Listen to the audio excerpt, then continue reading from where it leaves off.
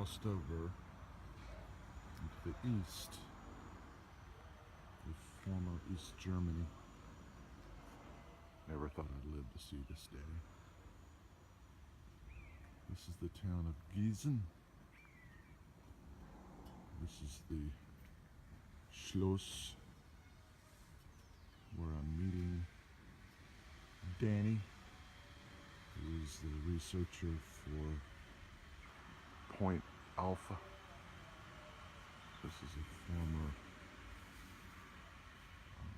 I guess, royal palace, small village, but a very imposing building, Der Schloss.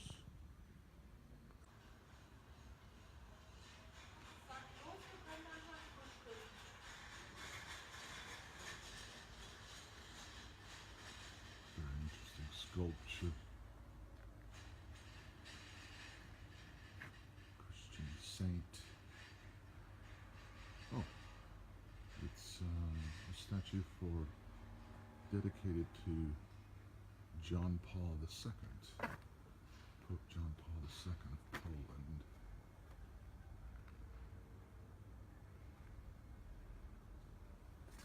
This is the Point Alpha Academy.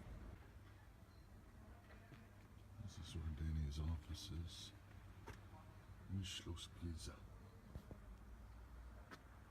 I'm going to get a little video here, Danny, of you. Please, feel free to shoot footage. And this is the Blue House. We have 3 exhibitions here in the area. We have one exhibition in the Blue House. It's more focused on younger audiences who do not have first-hand experience with the Cold War. So it gives a general overview over the Cold War and works a lot with contemporary witnesses and interviews. So it's focused on a younger audience. Then we have this border trail. It shows the configuration of the border during the decades of the German partition, beginning in 1945 up to the very end in 1990. We're going to see this in real life when we drive up. And this is the OP Alpha. I think it's some kind of exhibition itself. We have a lot of tanks and big artifacts there, but we have 2 exhibitions. One in this barrack. It's focused on the military history of the Fulda Gap and the confrontation between Soviets and the American military that was stationed here along the interzonal border. And we have a real new exhibition that was just opened last Sunday. It's housed in this barrack here, and it's called Everyday Life. It's focused on the civil-military relations between the German population and the American soldiers stationed in Germany.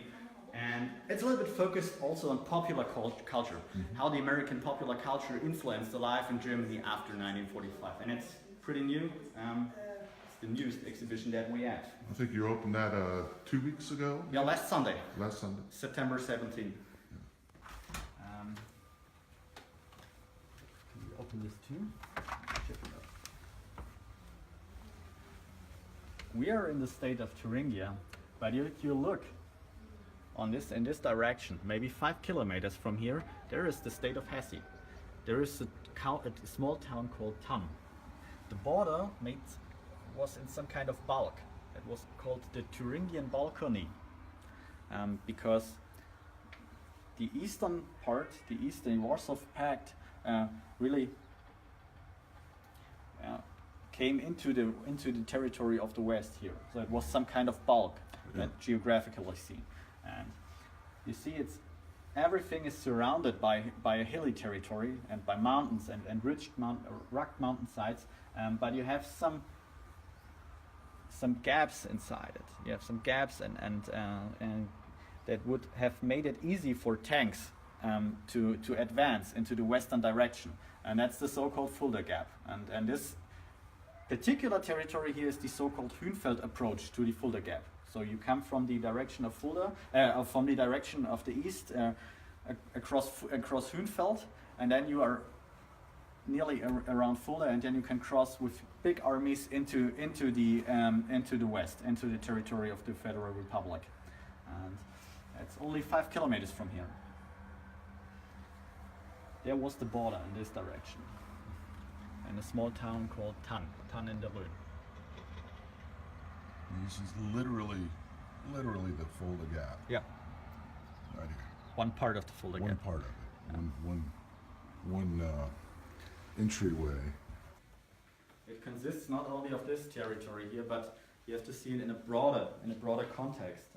There are a lot of big streets and autobahns today, like A66, the A7, the A5, important rail tracks, and all these connections are in the middle of these rugged mountainsides, and they make it easy. All these gaps make it easy for big armies and tank armies to cross into the west. And the Warsaw Pact recognized it and always saw this area here as their most important entrance to move big armies into the Federal Republic. And that's why the Americans stationed heavy tank armies on the western side. The 5th Corps consisted not only of the 11th ACR, it was the eyes and ears of the corps, but had also the 3rd Armored Division, a heavy armor division in the Rhine-Main area, and the 8th Infantry Division in the Bad Kreuznach and Mainz area stationed there. So heavy armored groups that would have to, their mission was to defend this territory here. Yeah. The mission of the 11th ACR was slightly different. It was slightly different. I guess you as a cavalryman call it scouting. In the German Bundeswehr we call it Verzögerung. Delay the approach of the enemy forces to make it easier for the tank formations in the rear area, like the 3rd Armored Division or 8th Infantry, to get to their defense positions, their GDP positions, to form a defensive belt around these mountains that are in the rear area of Hesse, like the Knöll Mountain and the Vogelsberg, and to form they're forming some kind of barrier before the Rhine-Main area. That's why the plan was always to build a defensive line right there, and the mission of the 11th ACR of the cavalry was to delay the approach of the advancing Soviet forces, to make it easier for the heavy armored divisions that were stationed in the rear area to reach their defensive positions. Excellent. Yeah. Let me show outside this window so you get an idea of the valley that we're in. It's just exactly, if you see it, it's some kind of gap that we are in. It's a gap. This is the most likely route that the Warsaw Pact would have taken in the event of a ground war. They would have crossed into the Federal Republic via a highway that is located on the other side of that ridge line that you see here. Okay. It's called Highway 84. It leads directly into the direction of Fulda, and it was built also on historic territory. There was an ancient street called Via Regia, so it was used even in the Mid Ages and in the ancient times as a road of trade and commerce. And then the strategists of the Warsaw Pact recognized that this would have been a good way to cross into the Federal Republic and cut the Federal Republic into a half. Cross into the Rhine-Main area, reach the River Rhine, and cut the Federal Republic into a half. And even older history, I think Napoleon retreated. Exactly. He did the same thing, but from the other side. He moved his formations, the formations of the French army, along this Via Regia, along this old trade and commerce road that is now the Highway 84, and that was the Highway 84 during the Cold War, and was seen as a good way to cross into the Federal Republic. It's right beneath this ridge line here, beneath these hills. Inside the GDR, then you had the 500-meter zone that was completely restricted for civilians, and you had the 10-meter strip from right behind the first fence. You see on the right side, that's the house on the border. It's called House on the Border, the blue house, because it stands right in the former death strip. And if you see this sign here, right there, this brown sign, we are now crossing the former interzonal border, and we are back in the state of Hesse.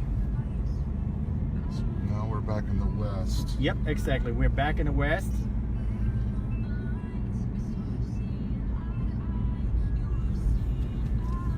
And we're now taking the old military road that the Americans had built to reach OP Alpha. This one here. It was hidden in the woods. Yep. This road here was constructed for tanks. And as you see, you have this village and this gap here.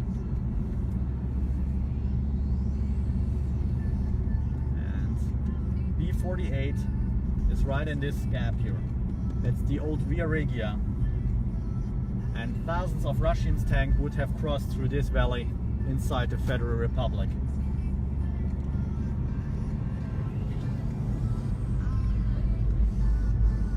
So this is an old former American Army Yep. road.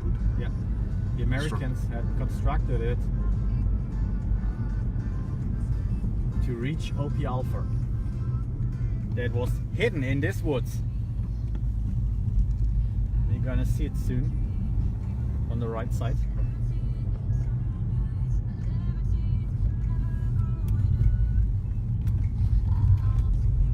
Here we go.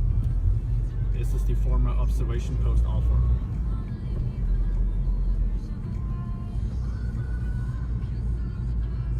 And during the Cold War, this was the main entrance. Here was the guardhouse.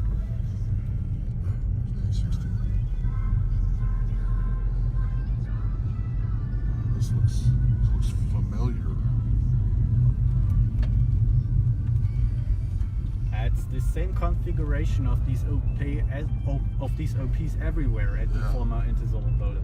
Yeah. We had OP Romeo and India on the north, in the area of responsibility of the 3rd Squadron 11 ACR stationed in Bad Hersfeld. Then we had OP Alpha manned by the troopers from Fulda, 1st Squadron 11 ACR, and the 2nd Squadron 11 ACR is stationed in Bad Kissingen with Camp Lee, and I think OP Tennessee. Later, I think they changed the name. Okay, they changed the name. Oh. Yeah. Camp Lee is what I record it as. And now we're at the parking lot for tourists. And here's the OP. Unfortunately, it's a little bit foggy today. This is the village. Geyser is down there in the village. Via Regia, the Highway 84 is on this side. And if you look through these woods, you see one of the observation bunkers that the East German Grenztruppen had built in the 1960s. It's right there. That is, so that was an East German Observation bunker. observation bunker. To observe the Americans here at OP Alpha. Okay. The border came from this direction and made a left turn. The borderline went then in this direction and cut the Highway 84 into a half, around 5 kilometers from here. And you see these red and white poles. This is the actual border. So the border fortifications that the GDR had erected was completely built on the territory of the GDR. And there was a small strip of land between the actual border, between the red and white poles, and the first fence, the fortifications. It was called no man's land, but in fact it was not no man's land, it was territory of the GDR. And it was strictly forbidden to cross on this territory because it was dangerous. You could get shot. You may recognize, today it's too foggy to see it, but on regular days you can see or on sunny days, you can see the Wasserkuppe. It's the highest mountain of Hesse, Okay. 950 meters high. And there was at first American and then Bundeswehr radar, a radar station on top of it, and you can see it sometimes. If you strictly look in this direction, you sometimes can see the radar couple. The radome, it's called. Radar dome. And there's a school group, probably? Yeah, that's the German-Polish group. German, oh, that's the Yeah, Polish that is visitors. the exchange group from Poland. So there's a exchange group of young people from Poland that's visiting OP Alpha. Heute. Very quiet. Very quiet. You may recognize this factory right in front of that hill. That's the point where the 5-kilometer restricted area began. And then you had the 500-meter zone immediately beginning after the first fence. So parts of this town of Geisler were in the 500-meter zone, and there were strict regulations for the East German population here in that area. The actual border was right in front of the first American fence, so OP Alpha was really right directly on the interzonal border. You're right up on it. Yeah, right up on the interzonal border. Here. In some places it was further back, but here we literally, the border is literally on the other side of that fence. And then the no man's land, but it really wasn't no man's land. No, it was actually territory of the GDR. GDR territory. And there were some people who got shot. Even if they managed to climb the fence, they could get shot on the territory of the they were still on the territory of the GDR and could get shot.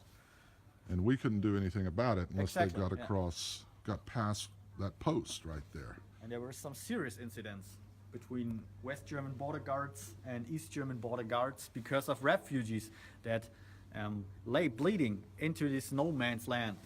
Unbelievable. They would lay and die in some instances right in front of the American soldiers' eyes. And there was nothing the Americans could do. Those poles right there, those white poles, that was the border, and you could not cross that. Barrack number C was used as the mess hall of the facility, a mess hall of OP Alpha. There was also a gym inside, and today it is transferred to a cafeteria. So it's called Blackhorse in cafeteria. You can buy snacks, beer, bratwurst, schnitzel, and things like that. They're all the good German food. And the former American basketball square that is behind it is now used as a beer garden. Yeah, all the OPs had a basketball court.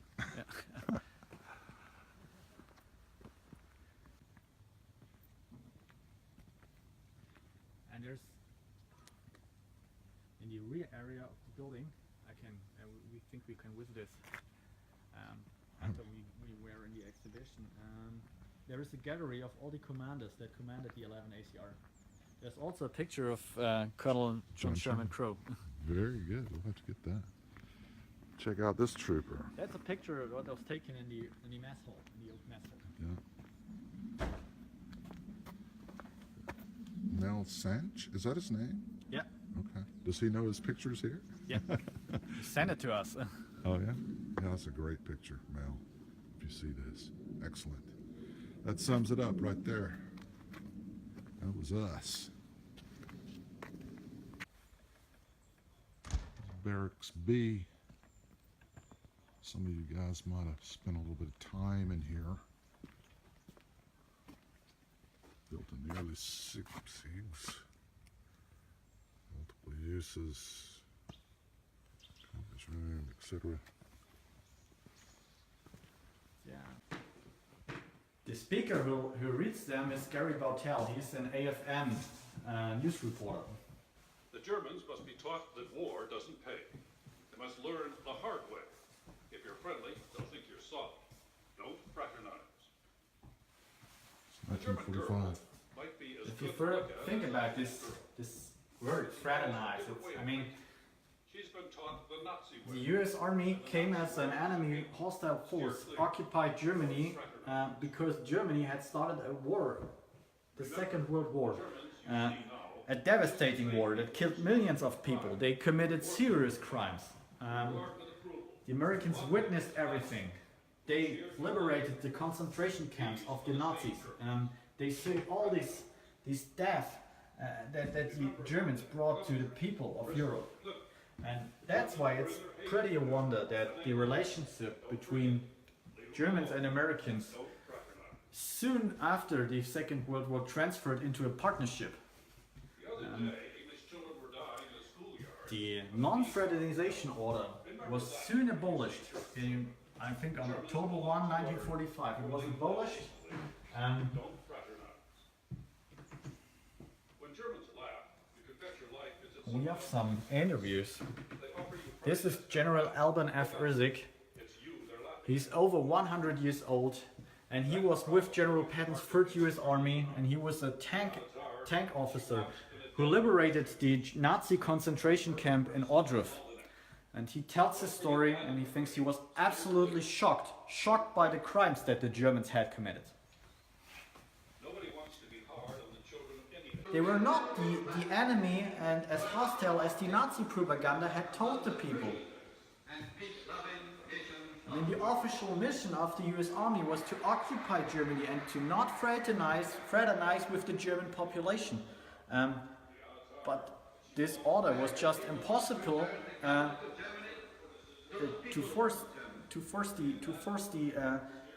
the American soldiers to follow this order, because they saw the starving German children, they saw the women that had flown before the approaching Russian army, that were raped by the Russians, all the gruesome events that had taken place in the last months and weeks of the Second World War. And it's just a miracle that the transformation in the German-American partnership went as soon as it really happened. I mean, in the course of maybe 4 or 5 years, the occupation of Germany transformed into a partnership and a friendship between people, former enemies. American people want to return the government of Germany to the people of Germany. People want to help the German people to win their way back. The people, it was the first time that they have heard rock and roll on the radio, and it was an American radio station called American Forces Network.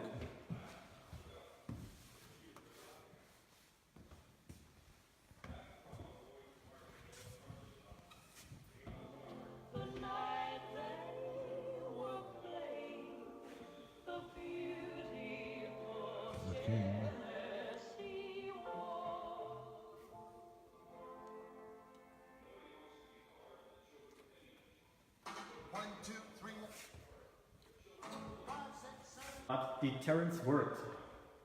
That's a historical fact. Deterrence during the Cold War had worked. It just had worked. All the war planning was done on a purpose. It was to deter Soviet aggression. And that's sometimes a little bit hard for a lot of Germans to understand. But it was the military presence of the United States in the Federal Republic of Germany that saved peace, that saved the peace in Europe.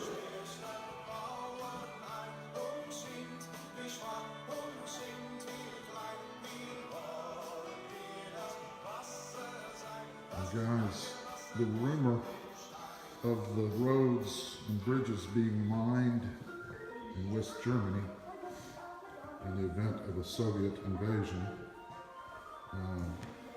were true. And there was a mine. It was under a manhole cover. Yep. And they were all in all the major roads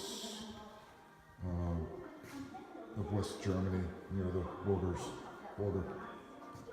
And the bridges were all mined. Conventional weapons, but there was discussion of putting tactical nukes in them. I don't know if they ever actually did. did do that, but that was one of the things that led to the big protests in the 80s. After I was back home, they had the big, huge protests in West Germany about the nukes, and that was part of it. That they were considering mining the roads with tactical nukes, but we definitely mined them with conventional weapons. Gudens Rastorf, and we also have some pictures of Bad Kissingen.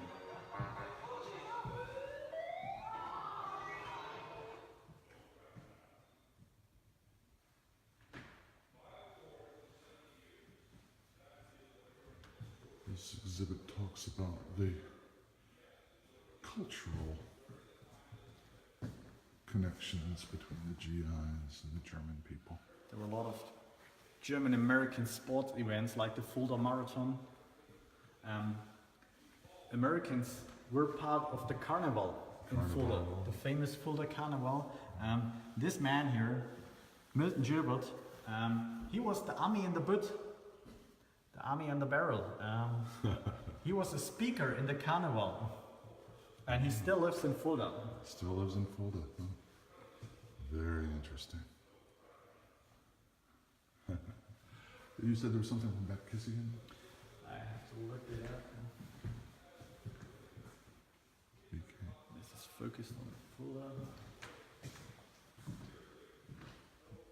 I'm not sure what that is. It's a pass.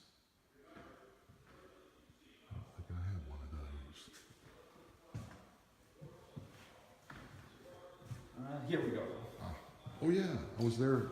DLA barracks in Bad Kissingen. Yeah, I was there just the other day, and I saw this. I don't know who's responsible for putting that up, but it's nice that they did it. BK, Leonis Hall.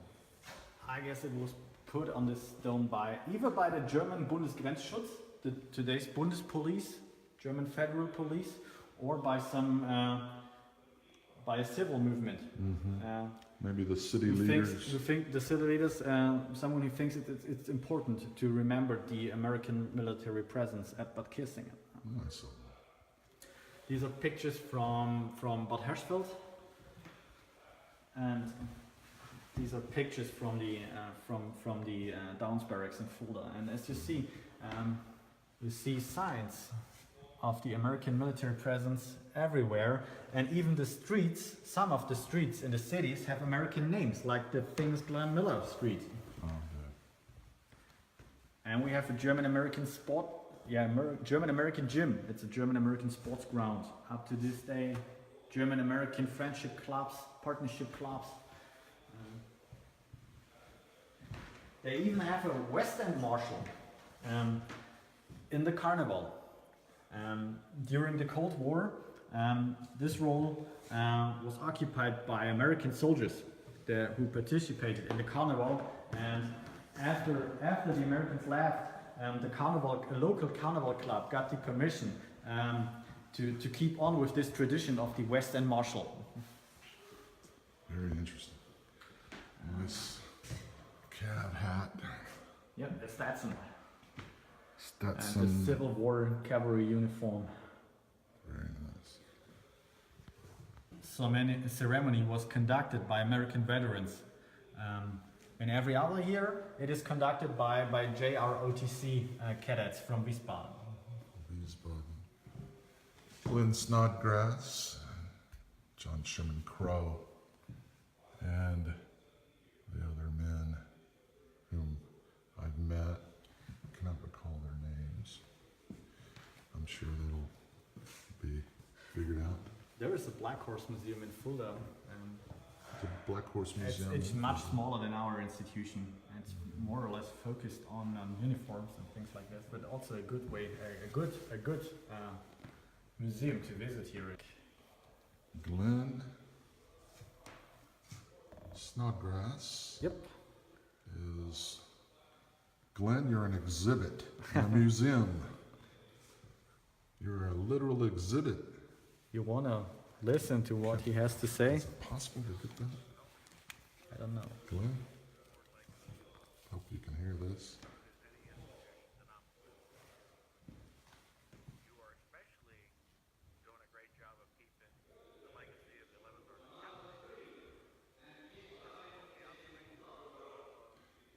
John Sherman here too? Is John Sherman here too? Don't know that. This exhibition is pretty new. I don't know all the interviews with the contemporary witnesses.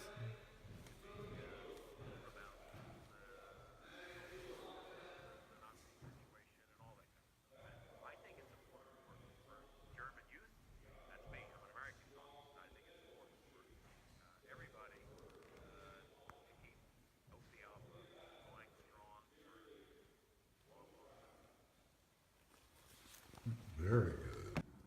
One of these reconnaissance helicopters, well, it was destroyed in 2010 when the building of, when the roof of the former motor pool collapsed Oh, due to heavy snow weight, and you can't find spare parts for an Kiowa in Germany. Uh-huh. It was impossible to restore it. That's why we decided to buy one of these Hueys. a Huey. The UH-1D. I think it's one of the most famous helicopters Oh, ever yeah. built. And that's one of the most famous trucks. The proverbial deuce and a half. And there's one of those things. I forget what they're called.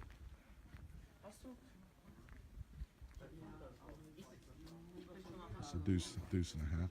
And that, of course, is the famous American tank that was here when I was here, the M60